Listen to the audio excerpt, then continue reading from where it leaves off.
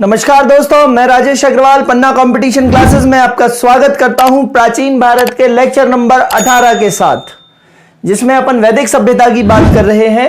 इसके पहले के लेक्चर्स ना देखे हों तो दोस्तों पहले जाके वो लेक्चर्स देखिए। 17 लेक्चर्स पढ़ चुके हैं प्राचीन भारत के, बहुत उम्दा और बहुत छोटी लेंथ में मैंने लेक्चर्स डाले हैं ताकि आपको बोरिंग भी ना लगे और आप आसानी से उत्साह से मजे मजे में चीजों को पढ़ते चलें। वैदिक सभ्यता भाग 3 की बात करनी है आज अपने को, ठीक है। वैदिक सभ्यता भाग 3 में ऋग्वैदिक समाज तथा परिवार।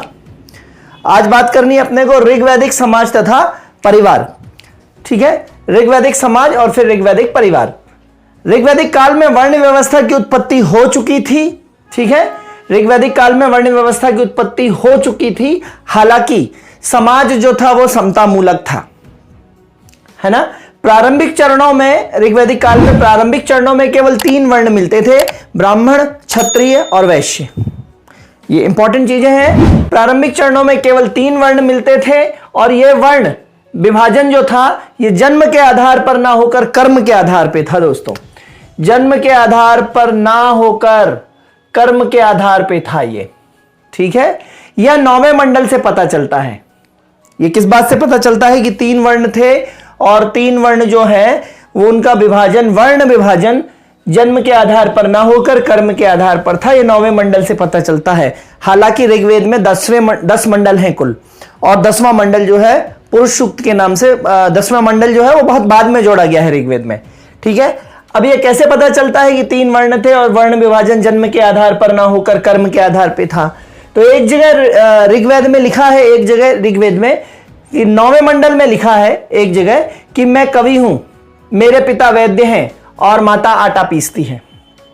मैं कवि हूं, कवि मतलब पंडित या कोई और, कवि हूं, पढ़ा लिखा, मेरे पिता वैद्य हैं। ये डॉक्टरी का काम हो गया, ये क्रिएटिवनेस का काम हो गया। तो इसका पेशा अलग है, इसका वर्ण अलग है, इसका वर्ण अलग है और जन्म के आधार पे नहीं है। ये किसके आधार पे है? कर्म के आधार पे। एक कविता पाठ का काम करता है, एक वैद्य राज है, एक वैद्य का काम करते हैं, माता आटा पीसती है।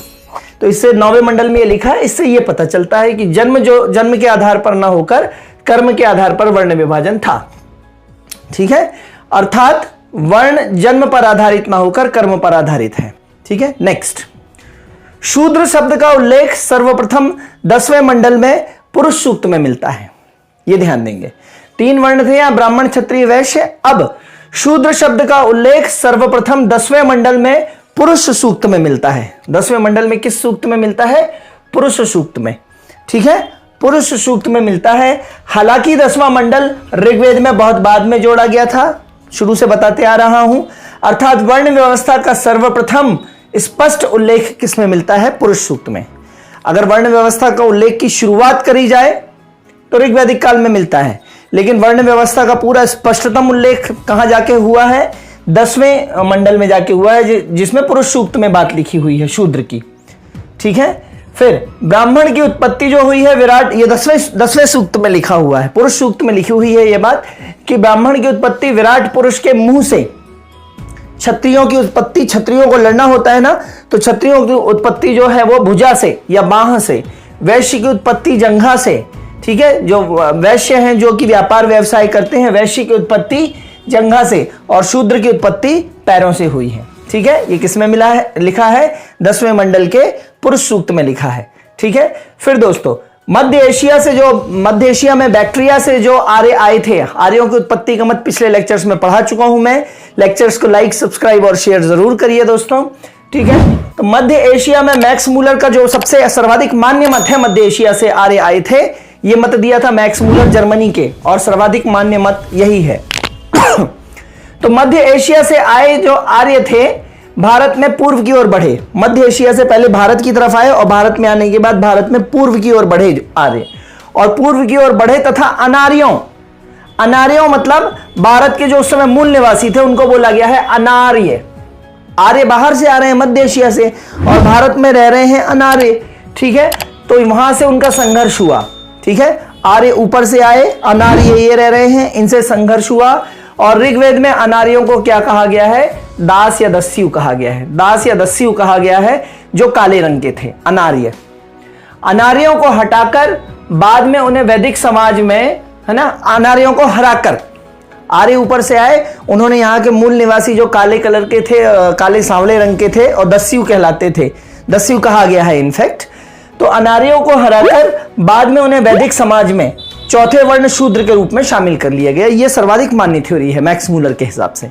आर्य ऊपर से आए, यहां रहने वाले अनार्यों को उन्होंने हराया और हराने के बाद फिर बहुत बाद में उनको चौथे वर्ण के रूप में, शूद्र वर्ण के रूप में अपने ब्राह्मण क्षत्रिय वैश्य वाले समाज में शामिल कर लिया। ठीक है, तो यह बात हो गई पूरी की पूरी ऋग्वैदिक समाज की।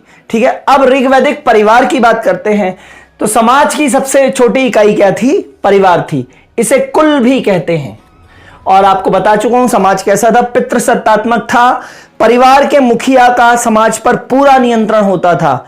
ये किस बात से पता चलता था कि मुखिया का परिवार पे पूरा नियंत्रण होता था? मुखिया कुछ गलत काम भी करे तो परिवार कुछ उसका अपोज नहीं करता था, परिवार उसके बारे में कुछ नहीं बोलता था, है ना।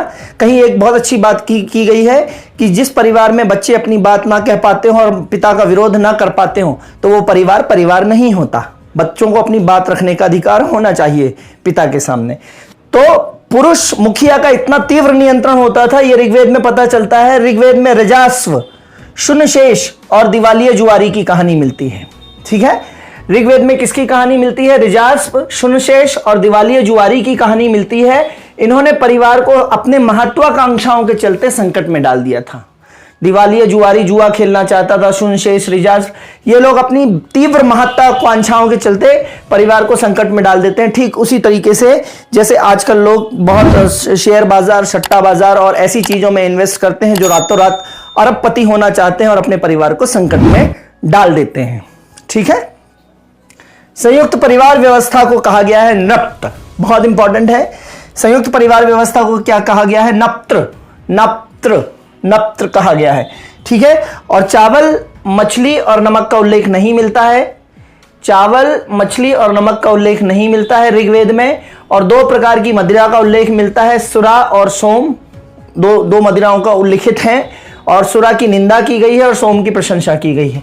ऐसे लगता है जैसे इन्होंने कहने की कोशिश करी है कि सुरा जो है वो देशी शराब के जैसी है और सोम जो है वो वाइन है, रेड वाइन है।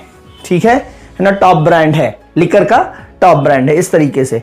तो सुरा जो है इस तरीके बोले 20 रुपए वाली वो जो पॉलीथीन में पैक शराब आती है ना, उसको सुरा बोल दिया गया है। और सोम जो है उच्च कोटि की शराब है। शराब तो शराब है, दोनों खराब होती हैं, लेकिन हो गया। दो प्रकार की मदिरा, सुरा और सोम का उल्लेख है, सुरा की निंदा और सोम की प्रशंसा। ठीक है, इसी में परिवार में और आगे बात करते हैं। एक परिवार में दोस्तों अगला पॉइंट है, महिलाओं की दशा अच्छी थी। उपनयन संस्कार, पिछले लेक्चर में बता चुका हूं मैं उपनयन संस्कार क्या होता है। बाकायदा पूजा पाठ करके और बच्चियों को, महिलाओं को भी शिक्षा के लिए भेजा जाना, दैट इज कॉल्ड उपनयन संस्कार, है ना। अपूमा फाचे बेजे असा भाक्का, है ना, सॉरी, अपूमा फाचे बेजे असा भाक्का तो महीनों के नाम है ना। गपुंसी जाननी अचूक व्यू बेके सैया, 16 संस्कार में पढ़ाऊंगा आपको आने वाले दिनों में। तो उपनयन संस्कार बच्चियों को अपनी शिक्षा चुनने का, वर चुनने आदि की आज़ादी थी। मतलब ऋग्वैदिक जो परिवार था उसमें लड़कियों को स्वतंत्रता थी। कोई कन्या चाहे तो जीवन भर अविवाहित भी रह सकती थी, उसे कोई बाध्य नहीं कर सकता था विवाह करने के लिए। ठीक है, कोई कन्या चाहे तो जीवन भर अविवाहित भी रह सकती थी।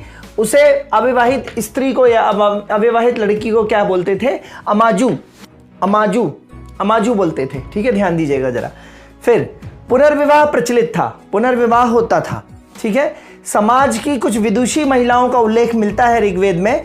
तो समाज की विदुषी महिलाओं के नाम दोस्तों देखिए आप, लोपामुद्रा, घोषा, सिक्ता और विश्वपाला। आज भी कुछ बंगाली लड़कियों के नाम होते हैं इस तरीके से, लोपामुद्रा, घोषा, सिक्ता, विश्वमोहिनी, विश्वपाला, इस तरीके के नाम। तो आप ये नाम जरूर याद रखिए। एमपीपीएससी मेंस वगैरह के लिए, आईएएस मेंस वगैरह के लिए बड़े इंपॉर्टेंट नाम हो जाते हैं ये, है ना। 3-3 नंबर के एमपीपीएससी में यदि क्वेश्चंस आते हैं तो लोपामुद्रा, घोषा, सिक्ता, विश्वपाला, ये कुछ समाज की इंटेलिजेंट महिलाएं थी, विदुषी महिलाएं थी।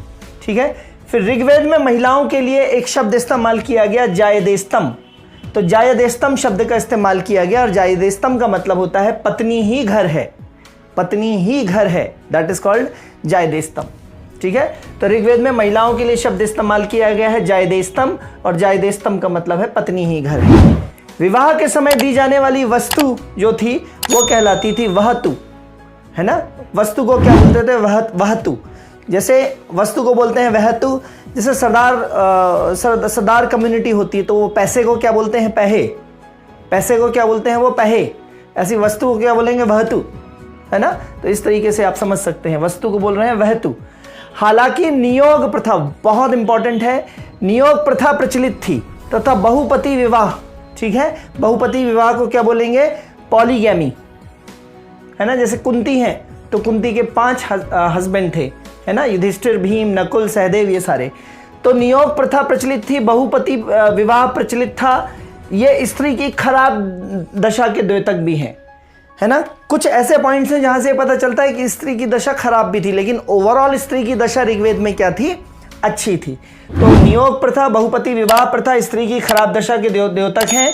अब नियोग प्रथा क्या होती है दोस्तों? अच्छे से समझ लीजिए। नियोग प्रथा में क्या होता है कि जब स्त्री का पति मर जाता है, निसंतान, जब उस हस्बैंड वाइफ के कोई संतान नहीं होती और ना ही प्रेगनेंसी में होती है लेडी, ना ही कंसीव करी होती है वो लेडी, और यदि उसका पति मर जाता है तो ऐसी स्थिति में पति के छोटे भाई अर्थात उस स्त्री के देवर से उस स्त्री का विवाह करा दिया जाता है। और यह देवर से विवाह तब तक मान्य होता है जब तक उसको एक संतान नहीं हो जाती, और जैसे ही संतान होती है देवर से हुए विवाह को स्वतः समाप्त मान लिया जाता है। यह कहलाती है नियोग प्रथा। टोटल बिल्कुल ऑटोनोमस बिजनेस मॉडल है ये दोस्तों, ऑटोनोमिक बिजनेस मॉडल है ना। काम हुआ, है ना, एडहॉक कमेटी है संसद की, जैसे काम हुआ वैसे ही नियोग प्रथा या जो देवर से विवाह किया था वो समाप्त हो गया। एडहॉक काम होते ही समिति भंग, आयोग स्वतः समाप्त। तो नियोग प्रथा देवर से विवाह है, जहाँ पे पति बिना संतान के मर जाते हैं तो देवर से विवाह कर लिया जाता है, और पहली संतान होने के बाद देवर से विवाह स्वतः समाप्त हो जाता है। इसे बोलते हैं नियोग प्रथा। और नियोग से उत्पन्न संतान जो कहलाती है वो कहलाती है क्षेत्रज। जा जहाँ पे लास्ट में लगा हो प्रत्यय, जा का मतलब होता है पैदा होना, है ना। जैसे जलज, तो जल से पैदा होने वाला, जलज का मतलब कमल, है ना। पंकज, पंख मतलब कीचड़, और जा मतलब पैदा होने वाला, कीचड़ से पैदा होने वाला, दैट इज पंकज, और पंकज मतलब कमल, ठीक है। तो ऐसे क्षेत्रज, ठीक है। तो क्षेत्रज कहलाती थी वो संतान, नियोग प्रथा से पैदा होने वाली संतान। और दहेज प्रथा, सती प्रथा, हालांकि दहेज देते थे, वह तो कहलाती थी, लेकिन एकदम बिल्कुल प्रचलित रूप में दहेज प्रथा नहीं थी। तो दहेज प्रथा, सती प्रथा और पर्दा प्रथा का उल्लेख ऋग्वेद में नहीं मिलता है। मतलब कहीं ना कहीं स्त्रियों की दशा जो थी वो अच्छी थी दोस्तों, ठीक है। तो इस तरीके से आज बात होती है वैदिक सभ्यता में भाग 3 में ऋग्वैदिक समाज और ऋग्वैदिक परिवार की। अब 2 टॉपिक बचते हैं ऋग्वेद के, एक तो ऋग्वैदिक राजनीतिक जीवन और एक धार्मिक जीवन। दोनों बड़े बड़े पार्ट हैं। संभावना ये रहेगी कि कल दोनों के सेपरेट वीडियो भी बन सकते हैं, या दोनों को मिला के एक थोड़ा सा बड़ा वीडियो भी बन सकता है, ठीक है। लाइक, सब्सक्राइब और कमेंट करते रहिए दोस्तों। बेल आइकन को प्रेस करिए, ठीक है। दोस्तों को भी भेजिए ताकि अपना कुछ सब्सक्रिप्शन भी बढ़े, मुझे मोटिवेशन मिले, ठीक है। और आप लेक्चर और बड़े मोड में चाहते हैं तो बड़े मोड में भी डाले जा सकते हैं, जैसा आप चाहें वैसा कमेंट करें, कम्युनिकेशन करते रहें, है ना, ताकि मुझे ये ना लगे कि मैं सिर्फ आपको प्रोपेल कर रहा हूँ, ठीक है। बाकी सब बढ़िया चल रहा है, उत्साह लगातार बनाए रहें, ठीक है। और पैसिव फॉर्म में भी आप लेक्चर सुन सकते हैं यहाँ के। आप अपना कुछ काम कर रहे हैं, लड़कियाँ किचन में काम कर रही हैं, वहाँ पे भी उसको ऑडियो फॉर्म में सुन सकते हैं, ठीक है। तो इन सब बातों के साथ मैं अपनी बात समाप्त करता हूँ। तब तक के लिए धन्यवाद, गुड बाय, जय हिंद दोस्तों।